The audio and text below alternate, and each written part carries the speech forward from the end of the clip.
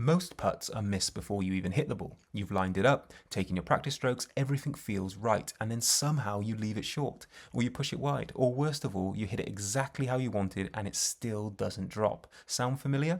Well, the good news is fixing it is way easier than you think. And I'm not talking about extra gadgets or weird drills or replacing your putter for the fifth time this year. We're going to break down the simplest changes you can make right now to hold way more putts. Firstly, putting is all in the shoulders. Good putting isn't about hands, wrists, or any other small twitchy movements. It's all in the shoulders.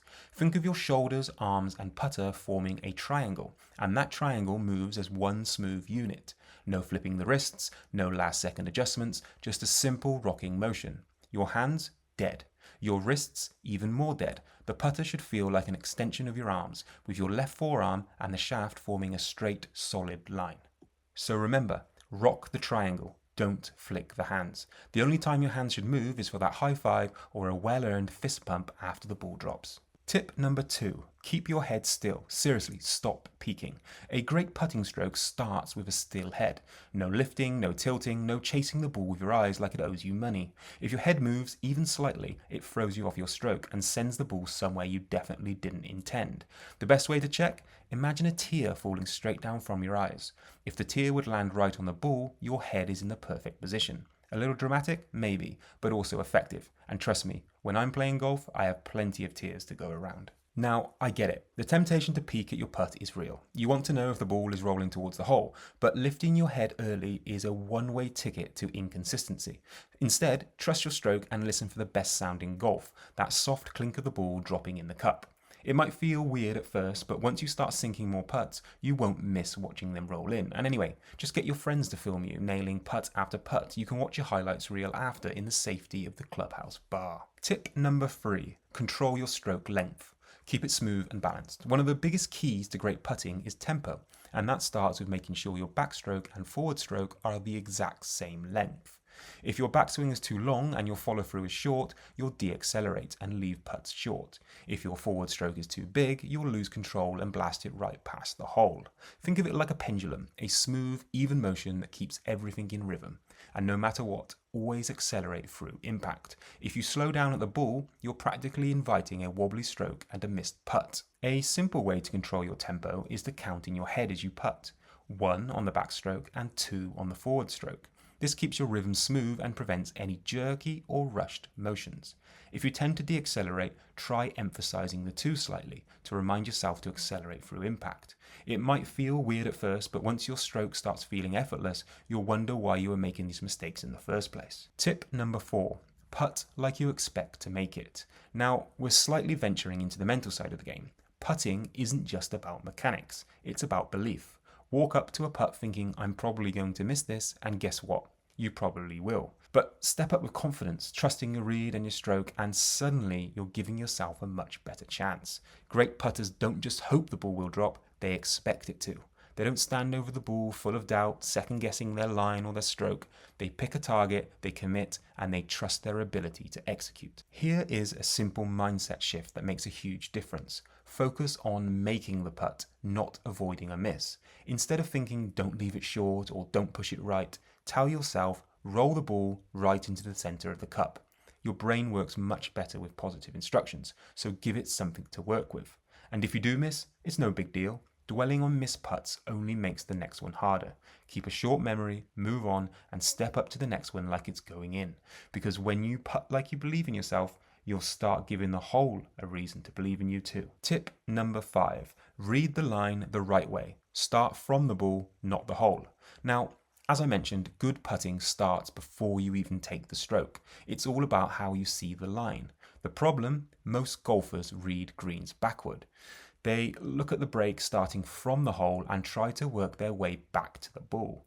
But here's the thing, the ball doesn't roll backwards. Well, I mean, unless you're playing the greens at Augusta, but generally it doesn't roll backwards. Instead, visualize the actual path the ball needs to take from its current position all the way to the hole. Imagine how it will break, where it will curve, and where it needs to enter the cup. You're not reverse engineering the putt, you're mapping out the real journey the ball is about to take. A simple way to do this, pick a spot a few inches in front of your ball that's on your intended line. Instead of thinking about the entire putt at once, focus on rolling it over that spot first and letting the green do the rest. When you break down the putt into smaller chunks, starting with the first few inches, you'll get a better idea of the ball's potential journey and be able to visualize the line a lot more accurately. Seriously, try it. Tip number 6, lag putting. Now, not every putt needs to drop. Sometimes the goal is just to get it close and avoid turning one long putt into a 3 or 4 putt nightmare. That's where lag putting comes in. The best putters don't try to be heroes from 40 feet out. They focus on speed control, making sure that their next putt is a tap in and not a walk of shame to the other side of the green. The key? Prioritize distance over direction. If your speed is right, even a slightly bad read won't leave you in trouble. But if you misjudge the speed, well, congratulations. You now have a comeback putt that's a lot longer than the one you just hit. A simple trick when lag putting is to not actually aim for the hole. Instead, pretend there is a larger 3-foot circle around the hole and aim for that instead. The goal of lag putting isn't perfection. It's to give yourself a stress-free second putt that you can just tap in and move on. There's no drama needed. Tip number 7, repetition. Alright, I know, this one isn't the most exciting tip. Practice more isn't exactly groundbreaking advice, but sometimes the boring stuff is what actually works. Putt as much as you physically can. Repeat the same stroke and make it second nature. Try all sorts of different distances and angles and just repeat the same stroke again and again. The more you do it, the more natural it will feel, until eventually you don't need to think about it. Repetition builds muscle memory, and muscle memory builds consistency. The more you repeat your putting stroke, the less you have to think about it under pressure. That's why pros spend hours rolling the same putt over and over, while the rest of us show up 5 minutes before our round, hit 3 putts, all from the same spot, and call it a warm-up. And the best part about repetition putting? It's the one part of golf you can actually get better at without needing a driving range, expensive lessons, or perfect weather. You can practice on your carpet, at the office, or even with a glass as a makeshift hole. You can even get your repetition in down at the local mini golf course. Sure, it won't actually help you read greens, but it will sharpen your stroke and touch. And let's be honest, sinking a putt through a windmill or around a loop-de-loop is still great practice, and a lot more fun. And remember, here's the thing, putting isn't a one-size-fits-all skill. You can copy the stance, grip and routine of the best putters in the world, but if it doesn't make you feel comfortable and it's not natural to you, it won't work. Some golfers stand open, some stand square, some use a claw grip, some use a traditional grip, and some look like they're holding a garden hose, and yet they all make putts. Why? Because the best putters aren't just technically sound, they're comfortable and confident in their own stroke. Stance and setup will only take you so far. At the end of the day, confidence is the real game changer. If you feel comfortable over the ball, trust your read and commit to your stroke, you're already ahead of most golfers. So take these tips, find out what works for you and own it. Because when you step up to a putt believing like it's going to go in, you've already given yourself the best chance to make it. Putting is tough, but you don't have to figure it out alone. This channel is all about helping each other play better and to have more fun on the course.